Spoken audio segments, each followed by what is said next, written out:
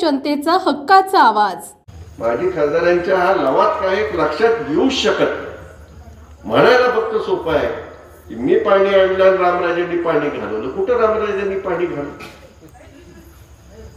जे काही पाणी वीर धरणामध्ये येतं त्या पाण्याचा लाभ हा फलटण तालुक्याला मिळतो का मिळत नाही? नीरा देवगरचं पाणी फलटण तालुक्यामध्ये आपले शेतकरी आज वापरतायत का वापरताना? काही प्रमाणात बारामतीला गेलं, परंतु जो पूर्वीचा रेशो ठरला होता त्या रेशो प्रमाणे ते पाणी तेवढंच फलटण तालुक्याला मिळतं। आणि त्यामुळे फलटण तालुक्यात आज 4 साखर कारखाने आहेत आणि बारामतीमध्ये 3 आहेत, ते 3चे 3च राहिले, 4था झालाय। सणसरचा कारखाना हा इंदापूर तालुक्यात आहे, माळेगावचा एक सोमेश्वरचा आहे, इथं तुमचा स्वतःचा झाला। आणखी एक कारखाना कापशीला झाला, तुमच्या जवळच झाला। दत्त इंडियाचा तुम्ही कारखाना म्हणता 10,000चा तो कारखाना त्या ठिकाणी झालाय, त्यांनी त्यांची कॅपॅसिटी वाढवली। आम्ही श्रीरामच्या माध्यमातून चालू वर्षी 5,000नी गाळप करणार आहे, पुढच्या वर्षी आम्ही सुद्धा 10,000नी गाळप करणार आहोत। हे सर्व कशामुळे घडलं? फलटण तालुक्यामध्ये ऊसाचं क्षेत्र वाढलं का वाढलं नाही, आणि जर वाढलं असेल तर पाणी कुठं? हा साधा सोपा प्रश्न आहे, आपण स्वतःला विचारलं की लक्षात येईल की नेमकं काय हे चाललेलं आहे। पण सातत्याने खोटं सांगायचं आणि सातत्याने त्यांनी पाणी घालवलं आणि मी आणलं, आता घालवायला ते अडवलं कोणी ते आधी सांगा आणि नंतर आपण पुढचं बोलू। सातत्याने खोटा प्रचार करायचा याच्या पलीकडे माजी खासदारांना काही येत नाही, या स्पष्ट मताचा मी। आता कमिन्स वरती लावून झाली, कमिन्स मध्ये कामगारांना पगार दिला जात नाही, कमिन्स मध्ये कामगारांना पगार दिला जातो, त्यातले 10,000 रुपये कॉन्ट्रॅक्टर खातो आणि ते नेऊन रामराजांना देतो।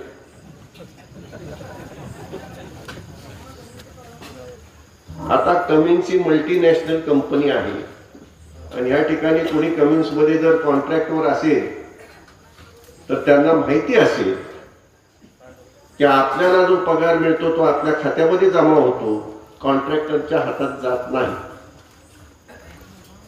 आणि जर तुम्ही बारकाईने पाहिलं तर त्या ठिकाणी या ठिकाणी गणेश कदम आहेत, त्यांनाही कल्पना आहे या अशा प्रकारे ज्या कंपनीज असतात, मल्टीनॅशनल असतात किंवा जे शासनाच्या नियमाप्रमाणे काम करत असतात, ते किमान वेतन शासनाच्या नियमाप्रमाणे देतातच आणि केवळ देतातच नाही एवढं नाही, ते कॉन्ट्रॅक्टरच्या हातात कधीच जात नाही। कॉन्ट्रॅक्टरनी फक्त त्या ठिकाणी कामगार त्या ठिकाणी पुरवायचा असतो, त्याची संपूर्ण माहिती पोलीस व्हेरिफिकेशन सहित कंपनी करत असते। आणि एवढंच नाही तर कॉन्ट्रॅक्टरचे 1,000 रुपये सोडले तर बाकी सर्वच्या सर्व त्या कामगारांच्या प्रॉव्हिडंट फंडचं खातं असेल, त्या कामगारांचं इतर कुठलं ESIचं खातं असेल, ह्याच्यावरती पैसे जमा होतात, त्याच्या खात्यावरती जमा होतात, कॉन्ट्रॅक्टरकडे जात नाही। ही साधी गोष्ट त्यांना माहित नाही, पण रेटून सातत्याने त्या ठिकाणी आरोप करायचा की त्या ठिकाणी एवढा मोठा प्रचंड भ्रष्टाचार चाललाय।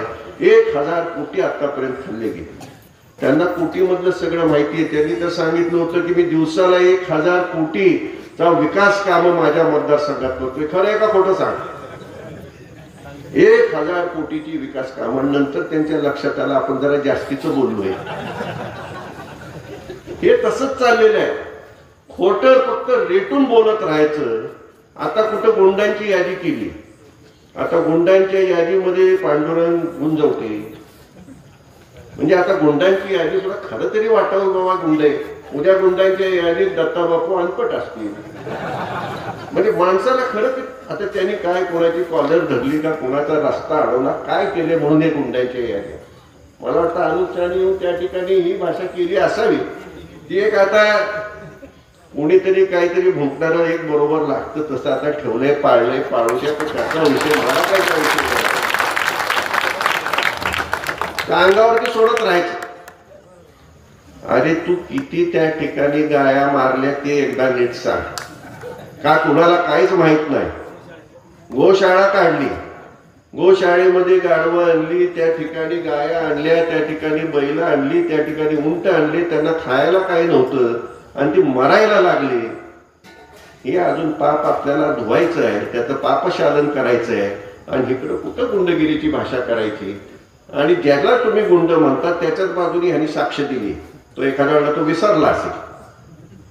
म्हणजे काहीतरी कोणीतरी बोलायचं आणि त्या ठिकाणी टीका करत राहायची, ह्याच्यापेक्षा फारसं काही त्यांना येते. आणि आता केवळ विधानसभेची निवडणूक आहे म्हणून ही आता सगळी सर्कस चालली. निवडणूक आली की सर्कस चालू होते, निवडणूक संपली की विषय सगळे संपलेले असतात. निवडून आल्यानंतर सरकार कोणाचं आलं, 2.5-3 वर्षात कुठं पत्ता होता. जरा कुठं सरकार आलं की सगळं मीच करतो. त्या ठिकाणी माझ्या आधी सांगितलं की एका मंत्र्याबरोबर दुसऱ्या मंत्र्याबरोबर यांच्या बैठकी मीटिंग, त्यामध्ये काहीतरी फार मोठं घडलं आणि त्यानंतर रेल्वे सुरू झाली आणि त्यानंतर आमचं चालू झालं, फलानं चालू झालं आणि मीच सगळं केलं. हे 2-2.5 वर्षात त्यांनी एवढं काय केलं की आता ह्या तालुक्यामध्ये त्यांना काही करण्यासारखं राहिलेलं नाही. त्यामुळे आता थांबवावं मला वाटतं. त्यांना काही करायसारखं आता राहिलं नाही ना. आता जे काही चांगलं चाललंय त्याचं आता आपण मापं काढत बसूया. कमिन्स सारख्या कंपनीची मापं काढू म्हणजे तिला आता दुसरीकडे जायला कुठंतरी गुजरातमध्ये नेण्याचा काही ह्यांचा डाव आहे का असं म्हटलं तर काय, आरोप केला तर काय चुकीचं आहे. कुठंतरी सावध व्हा. हे तरुणांना दिशाभूल करण्याचे प्रयत्न आहेत, असं काही घडत नसतं. त्या ठिकाणी ह्या चांगल्या कंपनीत, आणि मी या ठिकाणी जाहीरपणे सांगू इच्छितो, गणेश कदम तुम्हाला माहिती आहे फलटण तालुक्यात किती कंपनीज मिनिमम वेज ऍक्टच्या प्रमाणे काम करतात. मला फक्त 2च माहिती आहेत, एक कमिन्स आणि दुसरं गोविंद. तुमचा स्वराज तरी मिनिमम वेज ऍक्ट खाली पैसे देतो का? तिथे कॅश मध्ये पैसे होतात. कोण कोणाचं रक्त पितंय, कोण त्या ठिकाणी कामगारांचं शोषण करतंय, त्या ठिकाणी पगार किती दिला जातो, हे कुठंतरी नीट सांगा एकदा. आणि मागायला गेलं तर त्याचं काय होतं, या सगळ्या गोष्टी माहिती आहेत. तरी सुद्धा वाटतील ते बेछूट आरोप करत सुटायचं, प्रांतांना त्या ठिकाणी जाऊन निवेदन द्यायचं, जणू काही त्या ठिकाणी फार मोठं घडतंय. त्यांना माहिती पाहिजे की कमिन्स सारख्या मल्टीनॅशनल कंपनी असलं काही करत नाही. किंबहुना ज्यांच्या बरोबर ते व्यवहार करतात त्यांनी सुद्धा त्यांच्याच प्रमाणे काम करावं अशी त्यांची अपेक्षा असते. म्हणजे इथपर्यंत खोलात जाऊन काम करणारी कंपनी आपल्याला लाभली, ती रामराजांच्यामुळे या ठिकाणी आली. ती टिकवायची, ती वाढवायची आणि चांगलं वातावरण निर्माण करून त्या ठिकाणी आणखी कसा उद्योग वाढेल अशा प्रकारचं वातावरण निर्माण करायचं का टाळे टोकण्याची भाषा करायची एकदा ठरवावं. वातावरण खराब त्या ठिकाणी केलं तर ह्या ठिकाणी एकतरी उद्योग येईल का? बारामतीला जेवढे उद्योग उभे राहिले, पुण्याच्या आसपास अनेक ठिकाणी उद्योग उभे राहिले, पण ज्या ठिकाणी वातावरण खराब झालं त्या ठिकाणी उद्योग हे थांबतात.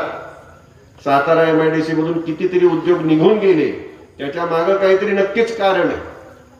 तशी परिस्थिती फलटणला करण्याचा जर तुम्ही प्रयत्न करत असेल तर त्याला आपल्याला थांबवावं लागेल. बेछूट आरोप करण्यापेक्षा यांना काही येत नाही. आता नवीन एक आरोप केलाय, नाईक निंबाळकर देवस्थानची जेवढी कुळं आहेत त्या कुळांचं नाव आम्ही बाजूला टाकले. शासनाने नियम केलाय, त्या ठिकाणी कोर्टाचे निकाल आहेत आणि कोर्टाने त्या ठिकाणी देवस्थान ज्या ठिकाणी मालक असेल त्या ठिकाणी देवस्थानचं नाव त्या ठिकाणी पहिलं येतं आणि बाजूला त्या ठिकाणी जी काही संरक्षित कुळं आहेत त्यांची त्या ठिकाणी नावं जातात. आणि संपूर्ण महाराष्ट्रात झाले काय फलटणमध्ये घडलेलं आहे. आणि तरी सुद्धा ह्या सर्व संरक्षित कुळांना आमचं नेहमीच सहकार्य आहे. त्यांना कुठल्याही प्रकारची अडचण आली, कर्जाची अडचण असेल, काही असेल, ट्रस्ट म्हणून त्या ठिकाणी रामराजे मी आहेत, आम्ही कधी NOC द्यायला त्या ठिकाणी तयार. आणि त्यांना माहिती आहे की आम्ही कधीच कुठली अडचण करत नाही. शेरी जवाडीचा नेहमी विषय निघतो, रामरायांनी सांगितले काही झाली तरी तो विषय आपल्याला संपवायचा. त्या ठिकाणी चॅरिटी कमिशनरला ते स्वतः भेटले आणि त्यांना सांगितले की हा विषय आम्हाला संपवून पाहिजे, अनेक वर्षाचा प्रलंबित विषय. पण काहीतरी त्यामध्ये खोटं काहीतरी असा एक आभास निर्माण करायचा आणि त्या ठिकाणी टीका करायची, याच्यापेक्षा काय फारसं त्यांना येतं असं मला वाटत नाही. साखरवाडीच्या बाबत सातत्याने टीका होत असते. या ठिकाणी प्रल्हाद पाटलांना फसवून रामराजेंनी कारखाना घेतला. मला एकच प्रश्न विचारायचा आहे, प्रल्हाद पाटलांनी हा कारखाना किती रुपयाला विकत घेतला होता? कोणी सांगू शकेल का? तो बंद पडला, तो अवसायनात निघण्याची परिस्थिती निर्माण झाली, NCLT कडे गेला. एनसीएलटी कडे कोण जातं? बँका एनसीएलटी कडे जातात. बँकांना त्यांची वसुली करायची होती आणि एनसीएलटी मध्ये गेल्यानंतर त्या ठिकाणी दत्त इंडियासारखी सुदैवाने आपल्याला कंपनी मिळाली आणि त्यांनी तो कारखाना एनसीएलटीच्या माध्यमातून विकत घेतला आणि त्यामुळे तो आज 10,000 टनाचा झालाय. अनेक शेतकऱ्यांना, कामगारांना त्यांचे पैसे मिळाले आणि जे पैसे एनसीएलटी मध्ये देणं होतं ते सुद्धा कारखाना त्या ठिकाणी रामराजांच्या त्यामुळे त्या ठिकाणी त्यांना पैसे देतोय आपल्याला विसरता येणार. रामराजे, तुम्ही सगळ्यात मोठा जर उपकार या कारखान्याच्या माध्यमातून कुणावर केला असेल तर माझं मत आहे प्रल्हाद पाटलावर केला. त्याचं कारण आहे, हा एनसीएलटीत गेला नसता त्याच्याकडेच राहिला असता, आत्महत्येशिवाय दुसरा कुठला ही वस्तुस्थिती आहे का नाही सांग. देणेकरी कुठे जाऊन बसले असते, दुसरा पर्याय असता. आज त्या ठिकाणी हा कारखाना दत्त इंडियाकडे गेल्यामुळं सगळ्यात जास्ती कुणाचा फायदा झाला असेल तर प्रल्हाद पाटलांचा झालाय, कारण ते मोकळे झाले. आज त्यांच्याकडे कोणी जात नाही आणि ते म्हणायला मोकळे झालेत मी कुठं चालवतो. आज तू चालवत नाही पण सगळी साखर सीझनची गेली कुठं ते एकदा हिशोब दे की.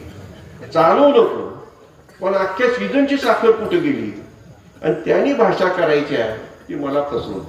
तो असंख्य शेतकऱ्यांना आणि असंख्य कामगारांना त्या ठिकाणी फसवलेले, असंख्य त्या ठिकाणी ऊस तोडणी कामगार असतील, त्या ठिकाणी असणारे वाहतूकदार असतील, यांच्या 1 रुपया दिलेला नाही, त्यांना कोणी फसवलंय याचं उत्तर ते देणार नाही. त्याचं उत्तर त्यांच्याकडे नाही.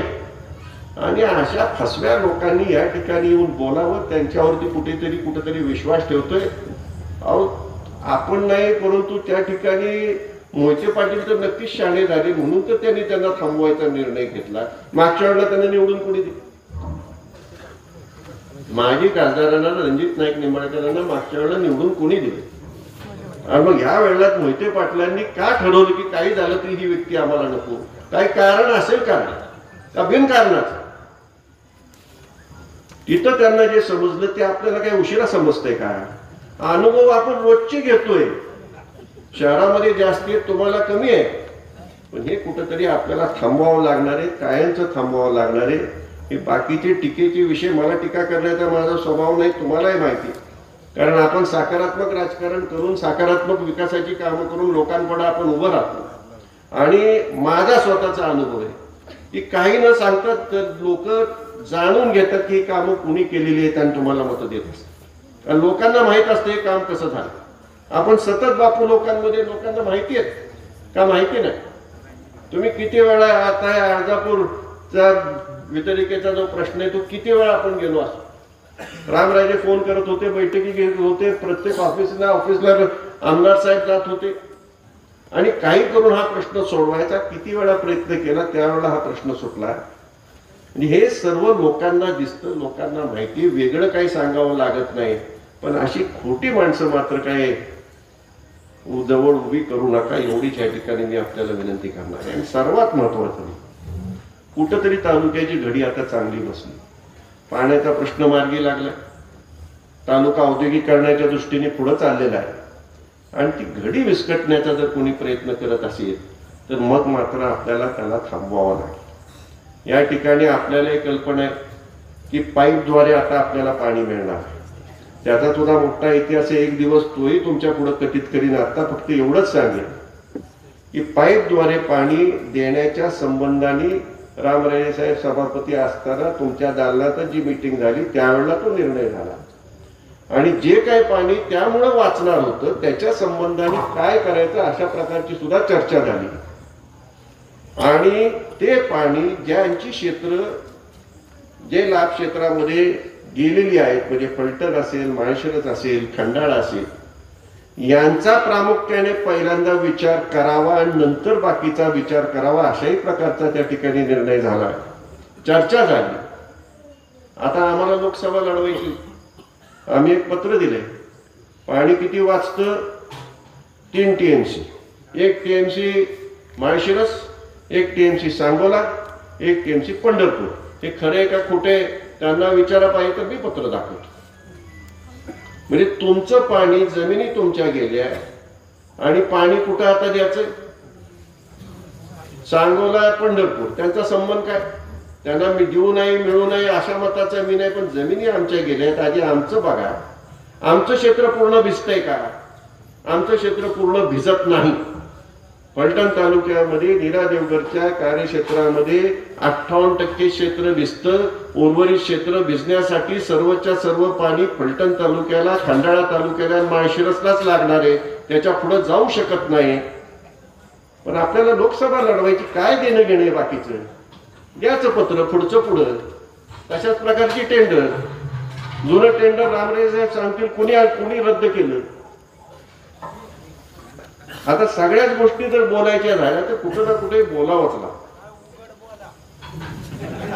जुना टेंडर आत्ताच्या असणाऱ्या सत्तेत असणाऱ्या उपमुख्यमंत्र्यांनीच रद्द केली. वाघोशी पर्यंत आलेलं पुढचं वाढवलेलं टेंडर त्यावेळेला जयंत पाटील होते आणि ते कुणी रद्द केलं तर त्यांनीच रद्द केलं. म्हणजे ह्या सर्व गोष्टीचा जर विचार केला तर केवळ राजकारणासाठी ह्या सर्व गोष्टीचा त्या ठिकाणी उपयोग केलेला आहे. थोडं टेंडर काढलं, मोठं टेंडर काढतो. कुठे गेलं टेंडर? 900 कोटीचं टेंडर कुठे गेलं? या सगळ्या गोष्टी केवळ राजकारणासाठी. पत्रही दिले लोकसभेला निवडून येण्यासाठी. तुम्ही लोकसभेला निवडून या, नका येऊ, पण तो फलटण तालुक्याचं पाणी आम्ही फलटणच्या बाहेर जाऊन देणार नाही, एवढं मात्र काळ्या दगडावरची रेग आहे. आणि त्याकरता तुम्ही सर्वांनी त्या एकत्रित येऊन आमच्या बरोबर राहावंच लागेल. कारण आपलं पाणी आपल्याला हे शेवटपर्यंत मिळालंच पाहिजे. ते जर मिळालं नाही आणि एकदा इकडं तिकडं गेलं तर अत्यंत विचित्र परिस्थिती आपली राहणार नाही. त्यामुळं आपलं पाणी आपल्याला मिळालंच पाहिजे. ह्या उद्देशाने या ठिकाणी आपल्याला एकत्रित राहून येणाऱ्या विधानसभेमध्ये त्यांची जागा त्यांनाही दाखवायची. फार अधिक आपला वेळ घेत नाही, बराच वेळ झाला, परंतु एक अत्यंत नकारात्मक वृत्ती, केवळ नकारात्मक नाही तर मी खालच्या पातळीवरून बोलणार नाही या ठिकाणी अनिकेत राजे म्हणाले ते कुठल्या भावनेतून म्हणाले, किती खालच्या पातळीवरून आपण जाऊन बोलू शकतो याचा उल्लेख घरातल्या व्यक्तींबद्दल बोलायचं, काही बोलायचं. एवढ्या खालच्या पातळीवर बोलणारी व्यक्ती त्या तुमच्या तालुक्यातली घडी विस्कटून वाटेल त्या तालुक्यामध्ये होईल ही कृपा करून होऊन देऊ नका. फार मोठ्या कष्टाने आपण सर्वांनी तुमच्या सहकार्यातून ही घडी बसवलेली आहे. ती घडी अबाधित राहू द्या एवढीच विनंती या ठिकाणी मी आपल्याला करतो. आपण सर्वांनी या मतदारसंघामध्ये जिल्हा परिषदेला सुरुवातीला अनपट वहिनींना आपण निवडून दिलं, मोठ्या त्या ठिकाणी लढाईमध्ये आपण निवडून दिलं, मोठ्या संघर्षात निवडून दिलं. निवडणुकी आधी संघर्ष होता, मतदानाचा निकाल लागल्यावर मात्र लक्षात आलं की लोक सगळी बरोबर होती आणि संघर्षच नव्हता. एवढ्या चांगल्या मताधिक्याने आपण निवडून दिलं.